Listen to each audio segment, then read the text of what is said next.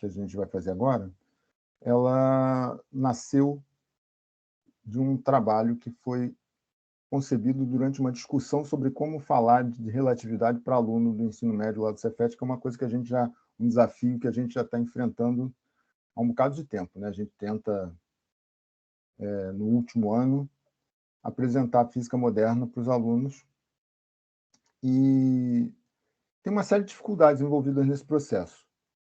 Uma das dificuldades é justamente que, em geral, a matemática é um pouquinho mais pesada e também que o tempo é curto, né? Então, nessa discussão, eu e o Natan, e mais uma galera lá da coordenação, como o Joel, o Daniel, várias pessoas que estavam nessa história ajudaram bastante aí na discussão e na compreensão de tudo isso que a gente vai falar agora. Nesse processo, a gente estava vendo como que era a construção do... Opa, sumiu aqui. Bom, nesse processo a gente estava vendo como é que seria a colocação de forças eletromagnéticas, forças elétrica e magnética, no processo para a gente poder partir daí na apresentação da relatividade para as pessoas, né, para os alunos. Dessa discussão veio esse trabalho em que a gente tenta chegar ao resultado final da relatividade especial, que são as transformações de Lorentz, nesse caso, para a gente, a partir não dos postulados como eles são conhecidos, apresentados lá pelo Einstein, mas a gente troca principalmente o segundo postulado por um postulado de conservação da carga. Então, a gente, em vez de apresentar os postulados no ordenamento que a gente está acostumado lá, normalmente era assim que eu apresentava a relatividade, né? Eu começava apresentando os dois postulados e depois saía, a partir deles, tirando as consequências disso, né? E tinha todo aquele processo que a gente conhece para descobrir a dilatação temporal, numa experiência que a gente costuma fazer de um vagão com um raio de luz propagando e tudo mais. Tudo isso, a gente, nessa nossa abordagem, a gente contorna todo esse procedimento e a gente tem uma via diferente para fazer essa apresentação. Então, a nossa base, nosso pilar, vai ser justamente tentar incluir as leis de força elétrica e magnética no contexto da relatividade. Isso quer dizer, na verdade, que eu vou propor que aquele postulado da relatividade, que seria, na época das transformações de Galileu, seria válido para as leis da mecânica, a gente vai propor que esse postulado também se estenda para as forças elétrica e magnética. Em que sentido? No sentido de que as leis de força elétrica e magnética também são válidas em todos os referenciais inerciais. Então, esse é o princípio do pontapé inicial do que a gente vai fazer. Repara que a gente não está incluindo mais nada além disso. A gente está começando mesmo incluindo as leis de força elétrica e magnética. Não estou nem falando de todo o eletromagnetismo, não. Então, eu estou localizando isso na lei de Coulomb, que eu estou escrevendo aqui de uma forma um pouquinho moderna, que é de 1785, e estou usando para a lei de força magnética a força de Grassmann, que ele publicou em 1845, nesse formato. Nessa época, né, entre 1820 e 1845, teve muita discussão de como seria a interação magnética, como que se descreveria isso. A gente está escrevendo aqui a força de Grassmann numa linguagem moderna, mas ela foi a que se adaptou melhor para o que a gente vai desenvolver aqui. E o problema que a gente vai apresentar, ele vai depender da gente entender e explicar para o aluno direitinho como que é a interação de uma linha infinita de cargas com uma carga. Então, eu tenho essa situação em que eu tenho uma linha infinita de cargas e, nas proximidades dessa linha infinita de cargas, uma carga positiva aqui no meu exemplo. E aí, para que esse problema fique bem posto, essa primeira situação tem que ser bem compreendida pelo aluno, né? Isso já está dentro do processo que a gente tinha falado de escolha de um caminho um pouco mais simples, porque aqui a gente está esperando encontrar lá no nosso público-alvo, que são os alunos do Cefet, estudantes que já tenham, de uma maneira geral, visto a interação elétrica e magnética de uma linha infinita de cargas com uma carga. Caso isso não tenha acontecido, a gente tem que dar um pouco de ênfase a isso e dar atenção para isso, mas chegar nas equações de força para poder apresentar esse experimento simples aqui, que é o quê?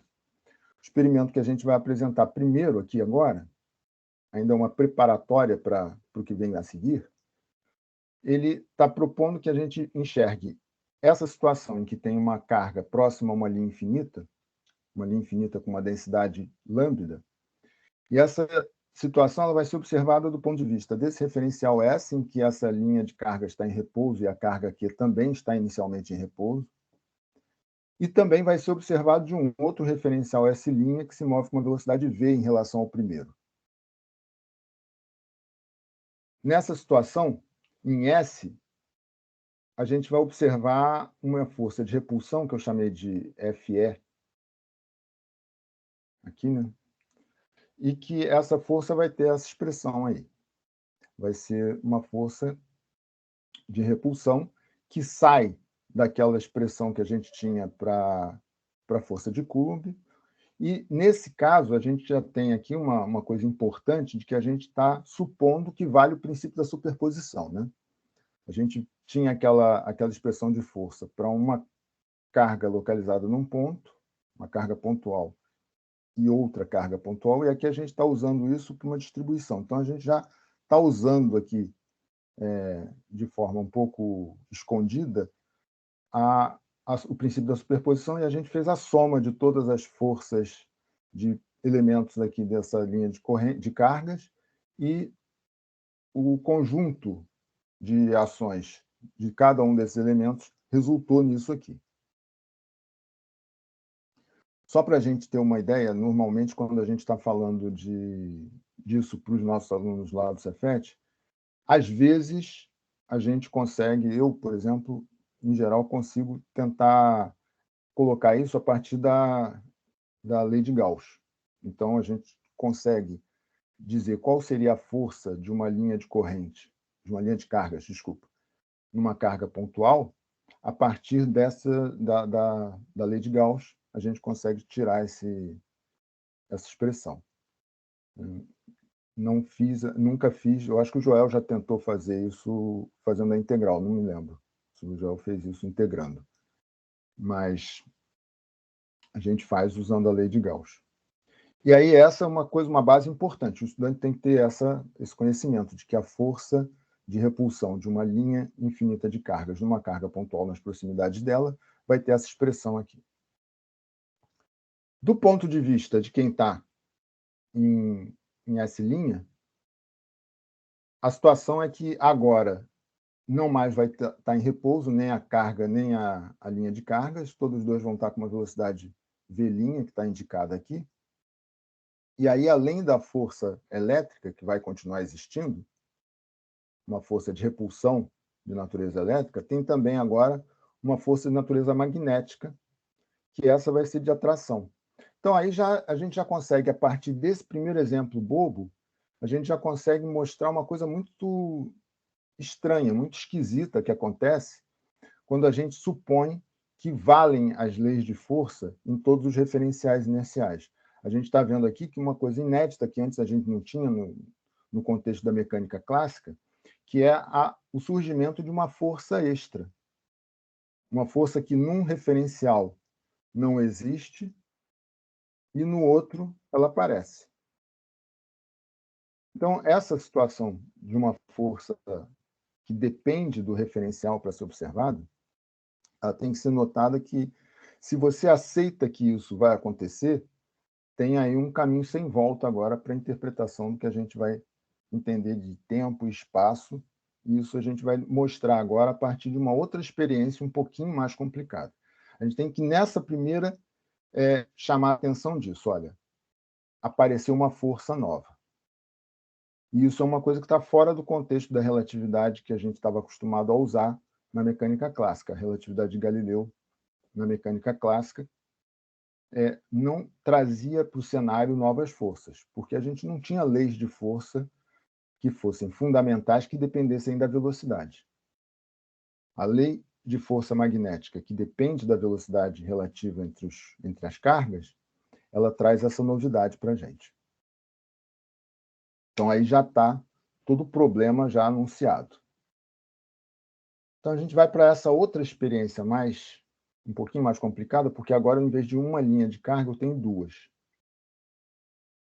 E eu tenho aqui uma carga positiva em equilíbrio, no ponto central aqui entre elas.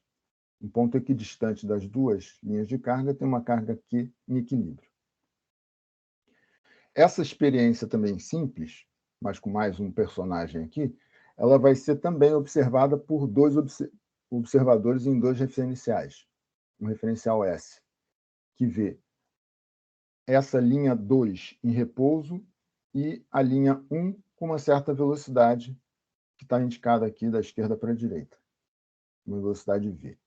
A carga aqui também está em repouso, nesse referencial S, e nessa situação a gente vai ter as forças de repulsão apenas, de natureza elétrica, aparecendo aí na carga aqui, e essas duas forças elas têm que se equilibrar para a carga ficar em equilíbrio, como a gente falou.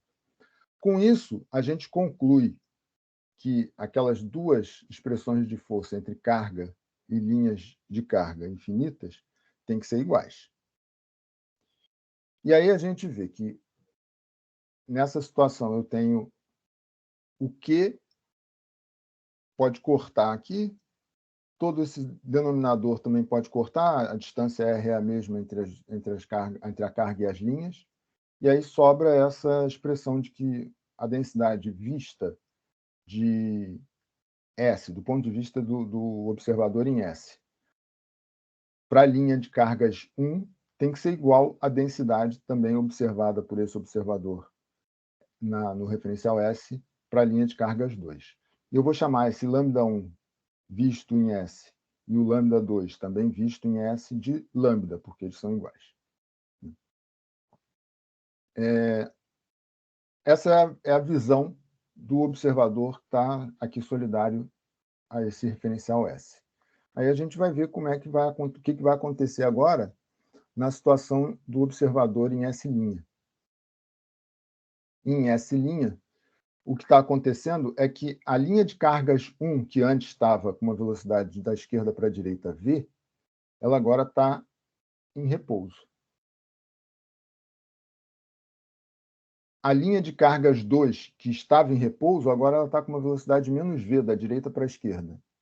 E a carga também está com essa velocidade da direita para a esquerda. Aqui está faltando um sinalzinho de menos aqui, né? No v. Então, ela também está com uma velocidade menos v, da direita para a esquerda.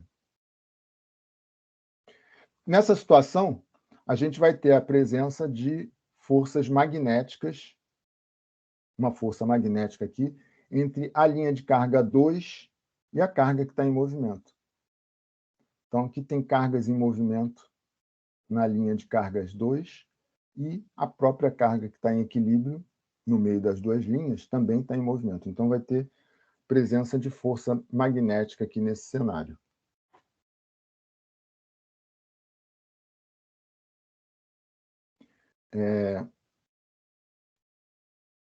Desculpa.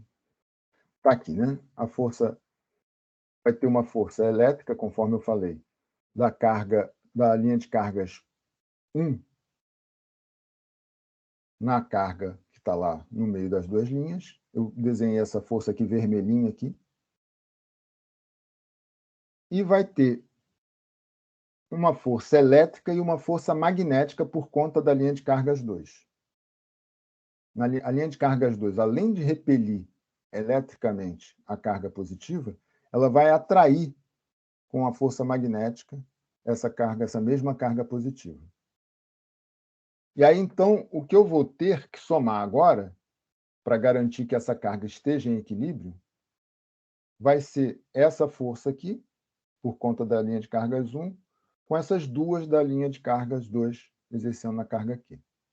E aí, essa soma que vai ter que dar zero. Eu já coloquei aqui todo mundo que está apontando para baixo, junto com, e se contrapondo a quem está apontando para cima, e aí o resultado deu isso aqui. Ó. A força de natureza elétrica 1, da linha de cargas 1, mais a força de natureza magnética da linha de cargas 2, tem que se equiparar à força de natureza elétrica da linha de cargas 2. Essas duas puxam para um lado, essa daqui puxa para o outro.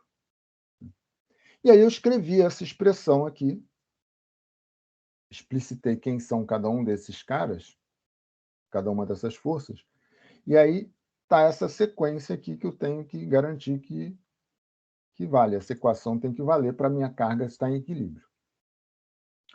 Eu cometi aqui também um deslize que eu esqueci de colocar uma linha na carga aqui. Porque aqui tudo que está sendo observado e colocado aqui no cenário está sendo observado pelo observador que é solidário a S'. Então, ele está observando uma carga Q', em princípio, e todos esses valores aqui que são da densidade de cargas e da distância R também com uma linhazinha para garantir que é a medida dada pelo observador em S'. Então, faltou um linha aqui no Q.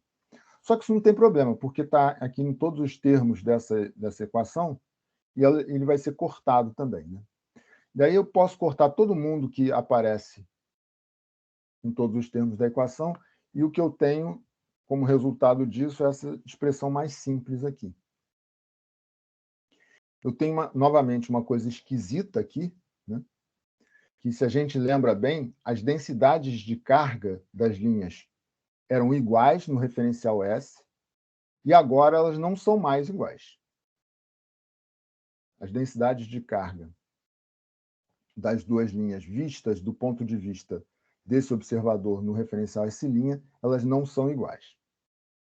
Então, isso é uma questão já para a gente, novamente, ver que está tropeçando aí nas coisas que eram as nossas expectativas iniciais. Se a gente está com a cabeça da física clássica, a gente já está assustado nesse ponto.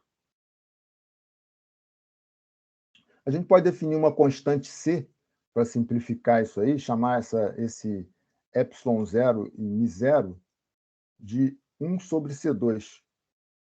Sei lá, achei interessante chamar isso de 1 sobre C2. Né? É claro que a gente está vendo que μ0 vezes ε0 tem dimensão de inversa de velocidade ao quadrado, né? De 1 sobre velocidade ao quadrado. Isso aqui vai ser adimensional. Então, usando essa definição dessa constante C, a gente chega aqui a uma relação mais limpa entre essas duas densidades de carga das duas linhas. E aí a gente está vendo, a primeira coisa estranha, né, é que essas densidades de carga são diferentes no referencial S' e elas eram iguais no referencial S.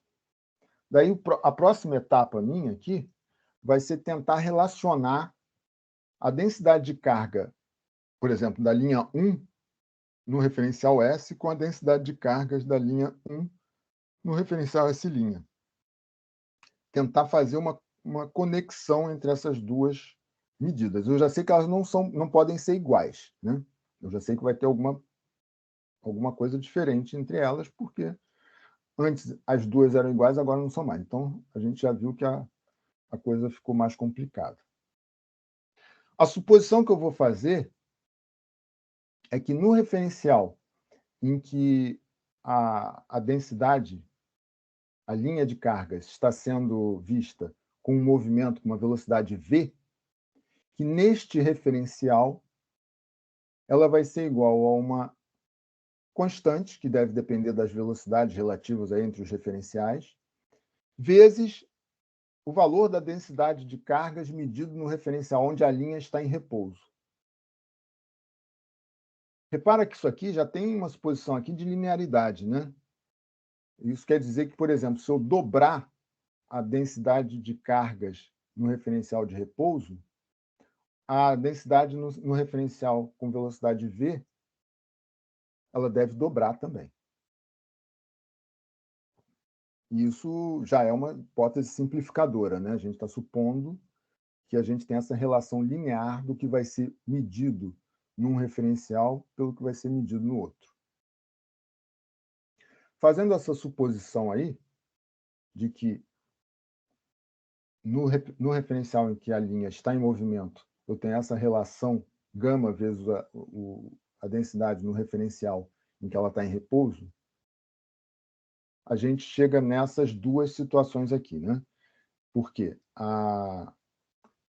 no referencial linha, quem está em repouso é a linha 1, a linha de cargas 1.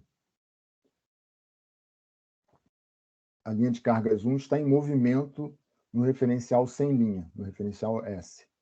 Então, essa primeira relação, de acordo com isso, está conectando aqui as densidades no referencial S' e S para o caso da linha 1. E para o caso da linha 2, é o contrário, né? A linha 2 está em movimento no referencial linha e está em repouso no referencial sem linha, no referencial S.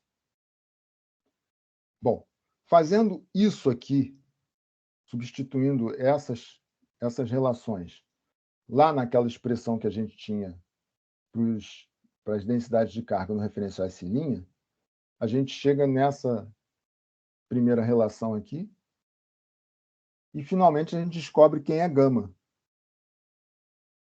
obrigando, né, que λ1' e λ2' obedeçam a essa relação aqui. Então, fazendo essas substituições, eu chego a essa relação e descubro que gama, essa constante que conecta a linha de cargas em movimento com a linha de cargas em repouso e as suas densidades, as duas densidades medidas, gama é esse cara aqui.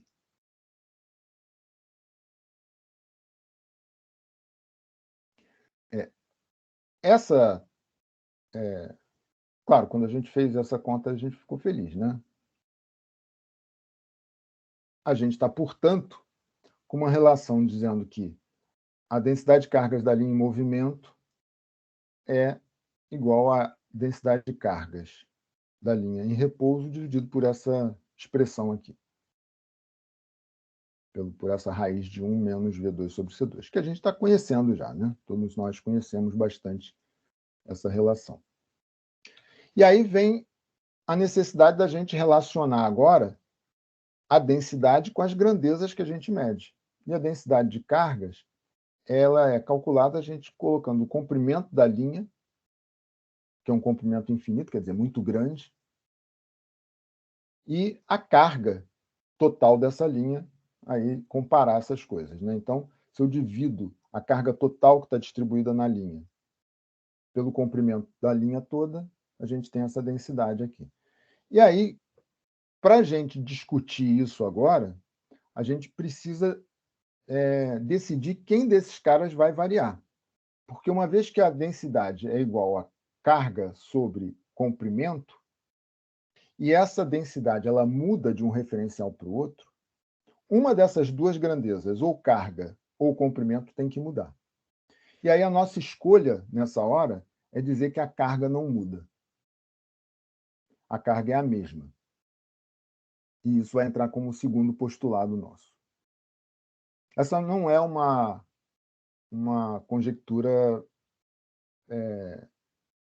sem sentido, né? A gente tem muitas razões experimentais mesmo para pensar que a carga independe do referencial. A gente pode ver várias situações em que blindagens são construídas de camadas de cargas envolvendo uma carga, e essas camadas, quando estão em movimento ou mudando o movimento delas, elas continuam sendo bem feitas, essas mesmas blindagens. Então, é razoável que, com movimento ou sem movimento, a carga seja a mesma. E aí, a partir desse postulado, a gente tem que chegar à conclusão que quem vai variar, no caso da densidade de cargas lá, vai ser o comprimento da linha. Uma vez que a gente tem que essas duas densidades são definidas desse jeito, e eu combinei com vocês que Q não muda, então a gente chega na conclusão de que L sim vai variar, o comprimento da linha vai variar, e vai variar segundo essa expressão aqui que a gente conhece da contração espacial. Então, no referencial em que a gente tem a linha de cargas em repouso, no referencial que a gente tem a linha de cargas em repouso, ele vai ter um comprimento L0 e ele vai ter um comprimento menor no referencial em que ele está em movimento, e o fator de correção está aqui, né? 1 menos V2 sobre C2. A gente deve observar aqui que, se eu tiver com velocidades muito baixinhas, a gente pode ver qual é a grandeza, a ordem de grandeza desse C ao quadrado aqui, porque a gente conhece os valores de μ0 e ε0, né? E aí a gente vai ver que, para velocidades corriqueiras, esse termo aqui é praticamente 1. Essa velocidade aqui é muito menor do que esse denominador C ao quadrado, e isso aqui vai zerar esse termo, e a gente vai ficar com o L0 praticamente igual ao LV. Então, o comprimento de repouso só vai ter variações quando observadas por um referencial que o vê em movimento, quando essa velocidade tiver uma ordem de grandeza bem alta. Agora, repara nesse ponto que é importante, que a gente não falou em velocidade da luz, apesar de a gente saber que isso aqui é a velocidade da luz, né? Bom, qual a consequência disso? A consequência disso é que o tempo também vai estar embolado agora. A gente já não tem mais aquela situação em que a gente estava acostumado, em que réguas e relógios independiam dos referenciais. Uma régua já depende, a gente já viu, né? A régua depende do referencial, e o relógio também vai depender. Isso a gente vê facilmente aqui numa experiência que também acho bastante simples para a gente explicar para um estudante de ensino médio, que é a gente medir o comprimento dessa régua em 2 referenciais. Um no qual a régua está em repouso, que é o comprimento L0, e a outra medida vai ser feita por um referencial, por um observador no referencial S', que está em movimento V, da esquerda para a direita, em relação a S. E aí, nesse referencial, a gente vai fazer a medida do primeiro evento, né, que é quando a origem dos 2 referenciais coincide, e o segundo evento, para medir o comprimento da régua, vai ser aquele em que a origem do referencial S' está passando pelo final da régua. Se isso aconteceu em T e T' igual a 0, isso terá acontecido em S em T no instante de tempo T. Ou, se a gente quiser, esse instante de tempo T igual a um ΔT. Faltou aqui, eu tinha que ter desenhado algo semelhante aqui nesse ponto, ficou faltando aqui. Se eu tivesse lá com a minha apresentação no que eu queria, eu estaria escrevendo aqui com a minha caneta, mas como está aqui nessa situação meio precária do meu computador, eu não estou conseguindo. Mas aqui teria aqui um T igual a ΔT. E aí, no referencial S', a gente tem aqui T' igual a 0 na passagem pela primeira borda da régua, e T' igual a ΔT' na passagem pela segunda borda da régua. Bom, a gente vai calcular o comprimento L0 em S como sendo a velocidade relativa entre os dois referenciais e o intervalo de tempo que demora a passagem desse referencial, desse observador que está na origem de S', pelos dois extremos da régua. Fazendo essa conta simples, eu consigo calcular quem é o L0 da minha régua, tendo medido o ΔT. E em S' vai ser a mesma coisa, só que agora do ponto de vista desse observador que está aqui no referencial S'. Ele vai dizer que o comprimento da régua é igual à velocidade que ele tem vezes o intervalo de tempo que ele demorou para passar pelas duas extremidades, né?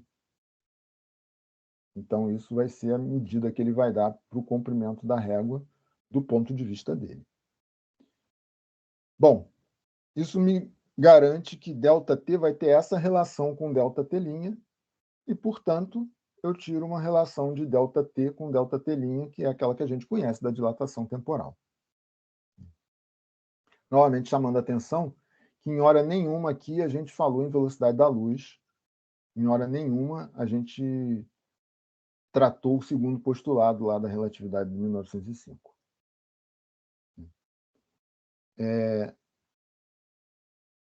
Eu coloquei aqui as referências do que eu usei. Teria mais referências aqui, isso aí a gente vai ter todas elas lá no artigo do European Journal. E eu coloquei basicamente aqui a referência da força de Grassmann, porque é uma coisa que a gente não vê muito. Eu, por exemplo, não tinha muito essa... Como foi uma escolha importante para a gente ter uma força que estava bem definida já em 1845, isso era uma coisa interessante para a gente, aí eu coloquei aqui para vocês. Tem aqui um apêndice simples que a gente fez também, eu não vou me deter aqui, principalmente porque eu já perdi muito tempo no começo, mas seria um apêndice em que eu fiz uma... Isso está no artigo também da gente, em que a gente fez uma dedução muito simples, achei muito elegante mesmo, das transformações de Lorentz, que é fazer isso comparando duas réguas, uma em cada referencial, e aí a gente chega em, sei lá, 4, 5 linhas nas transformações de Lorentz. Uma coisa que a gente, às vezes, faz um processo um pouco sofrido. Eu fazia, né? Não farei mais. Mas eu tinha um processo um pouco sofrido com os meus estudantes em relação a isso. Bom, vou encerrar aqui. Era isso que a gente queria apresentar. Desculpe aí o problema daquele começo que eu não consegui fazer, e também isso tudo estava preparado para eu escrever aqui. Eu ia demorar um pouco mais para fazer essa apresentação, porque eu ia escrever várias coisas aqui na tela, mas não consegui, me desculpe. É isso. Mas é essa a apresentação. Eu acho que essa é uma coisa interessante para a gente que está colocando relatividade para o ensino médio, porque por dois motivos, né? Primeiro, porque a gente consegue apresentar a partir de elementos muito simples, que são forças de interação que a gente consegue ver numa bancada de laboratório. Um outro motivo é que o segundo postulado da constância da velocidade da luz é uma coisa muito fora da nossa realidade, é uma coisa muito abstrata. Então, a gente se aproxima mais lá da bancada de laboratório novamente. E tem um caráter epistemológico aqui, para mim, pelo menos, que foi uma surpresa muito grande, que é o fato de você conseguir chegar em todo o processo da relatividade apenas impondo que a força magnética, que é o problema aí, né? Que a força magnética ela tenha validade em todos os referenciais, que ela não é uma força efetiva, que ela é uma lei geral de força. Eu acho isso um resultado bem interessante mesmo. Bom, mas é isso. Valeu, Wagner. Obrigado aí. Bom, nós que agradecemos, né, Sérgio, essa apresentação muito, muito legal. Assim, o adjetivo seria belíssima, na minha opinião. Eu abro aí a palavra aos colegas que queiram fazer perguntas. Nós temos um tempo um pouco curtinho, peço desculpa a vocês, a programação está bem justa, mas parabéns aí pela apresentação, pelo artigo, contribuiu demais aqui para a gente. Quem quer fazer a primeira pergunta? Ou comentário, né? Fique à vontade.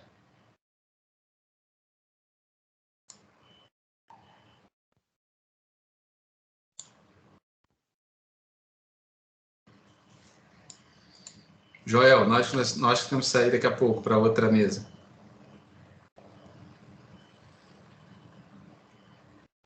Eu estou passando das perguntas.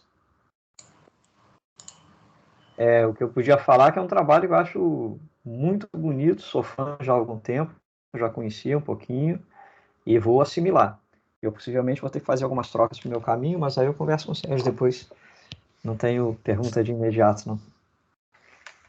A gente já conversa bastante, né, João? Você perguntou se eu tinha feito por integração? Não, nunca fiz. Eu fiz sempre pela lei de Gauss. Às vezes que eu fiz, sempre não, porque nem sempre eu fiz. Não é isso. Mas é que a gente precisa ter os alunos com essa expressão de força para eles poderem perceber o problema, né? Sim, sim. Essa expressão da lei de força magnética, ela precisa estar lá. Perfeito. Juliana? Obrigada, Wagner. Obrigada, Sérgio. Realmente muito legal essa forma diferente de chegar naquele resultado, né? Bem original, nunca vi nada parecido. Achei muito interessante. Parabéns a vocês pelo trabalho. A gente fica eu pelo menos, fico até um pouco mais triste de a gente não ter mais a relatividade no nosso currículo básico, né? Eu trabalhava também com relatividade nos quartos anos e é uma pena que agora a gente não vai mais ter, né? Vai ter só os cursos opcionais. Porque acho que deve ser muito interessante. Não sei se você já teve uma experiência de apresentar dessa forma para os alunos, né? Como é que foi essa experiência? Mas, na verdade, o que eu queria pedir se você podia colocar aí de novo o título, porque eu vou querer ler o artigo. E eu acabei não anotando aqui na hora que você passou. Se você podia colocar ali o título que eu quero procurar aqui esse artigo. Tá, eu vou querer ler. Tá, eu vou botar aqui.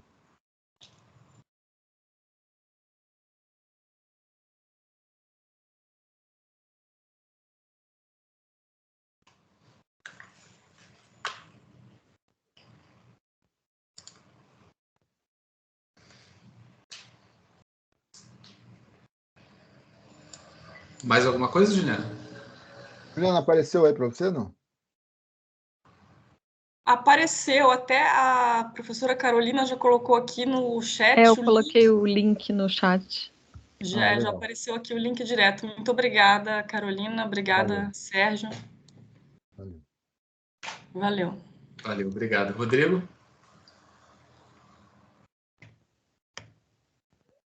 Fala, Sérgio. Parabéns aí pela apresentação também. A pergunta que eu tinha é que você analisou a interação de uma linha de cargas com uma carga pontual. Eu imagino que você tenha começado, né, com duas cargas pontuais fazendo essa análise.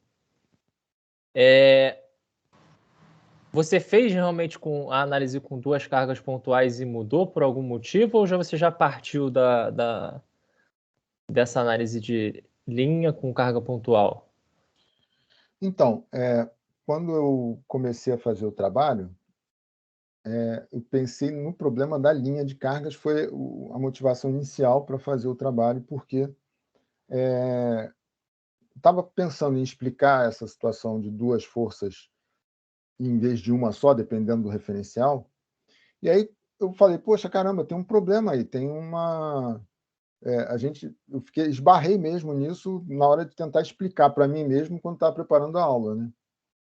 E nessa situação eu falei, bom, algo interessante sai daí. Comentei isso e na discussão até quem me ajudou a perceber as coisas que estavam acontecendo era quem estava lá na sala dos professores na hora, que era o Natan. E aí ele começou a fazer a conta para duas partículas. E o problema qual é? O problema é que com duas partículas você vai ter uma situação de conflito aí porque a interação ela não acontece instantaneamente. Justamente, ela não pode acontecer instantaneamente, né? Então, a conclusão depois.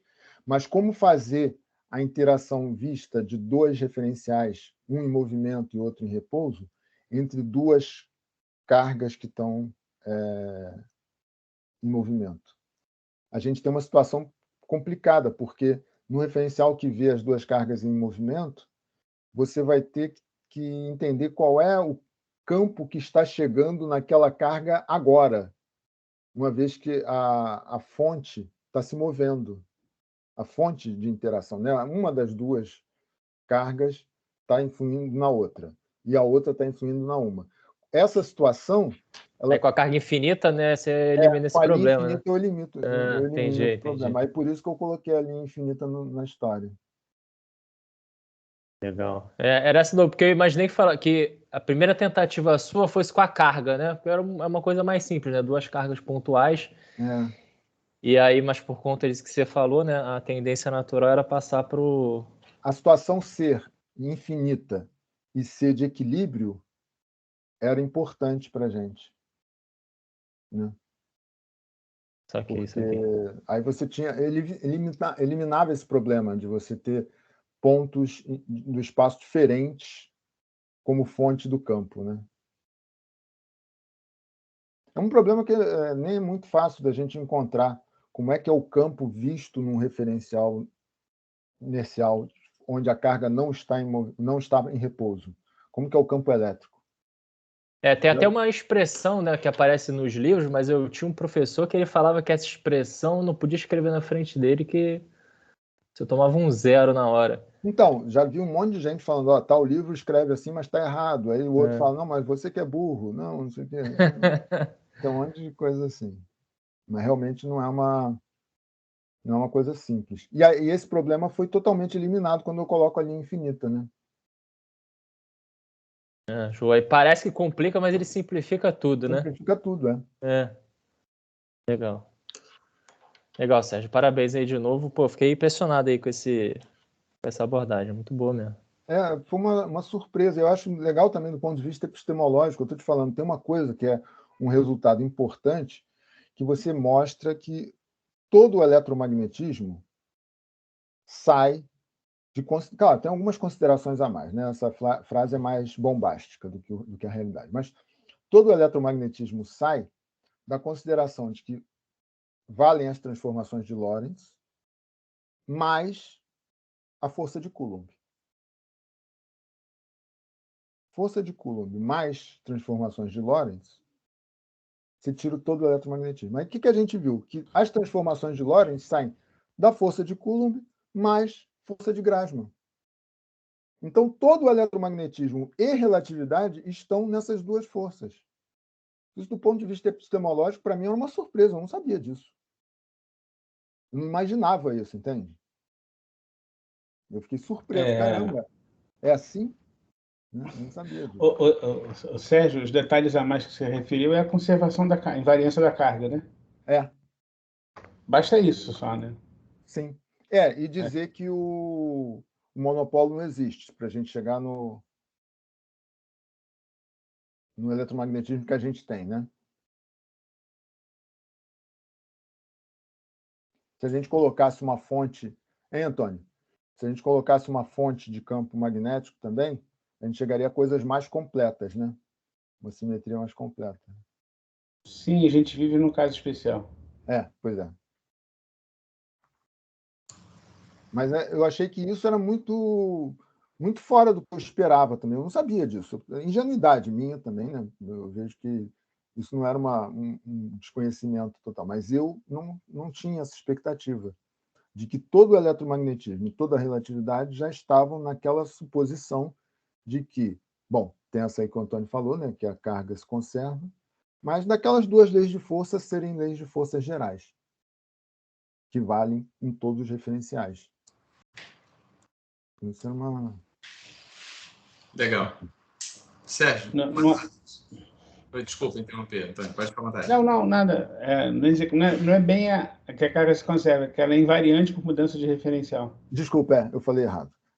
Que a carga não muda de um referencial para o outro, exato. Obrigado, Antônio. Perfeito. Sérgio, mais uma vez, muito obrigado pela sua apresentação, pela sua aula. Obrigado pelas considerações dos colegas aí também, muito legais. Eu queria agradecer especialmente os nossos convidados externos, aqui eu vejo alguns nomes, o professor Torch, que foi meu professor na UFRJ, Elon Martins, que eu não conheço, mas né, sinta-se bem-vindo aí para nossas apresentações aqui. Os demais colegas da equipe também, o Antônio que se juntou a gente hoje aí. Muito obrigado a todos. Mais uma vez, Sérgio, uma apresentação belíssima, gostei bastante, aprendi muito. E todos nós aí temos mais essa fonte de referência aí. Eu que agradeço, viu? Desculpe aí o começo, que foi totalmente tropeçante. Nós temos que nos desculpar com vocês, não podemos fazer mais aqui pela sua apresentação. Muito obrigado. Valeu, obrigado a você. Gente, todos estão convidados aí à próxima mesa, né, com os nossos alunos egressos do Cefet. Daqui a pouquinho estamos entrando aí, é só entrar no link lá. Muito obrigado a todos pela participação aí. Forte abraço a todos, até daqui a pouco. Valeu, gente. Valeu, gente. Obrigado.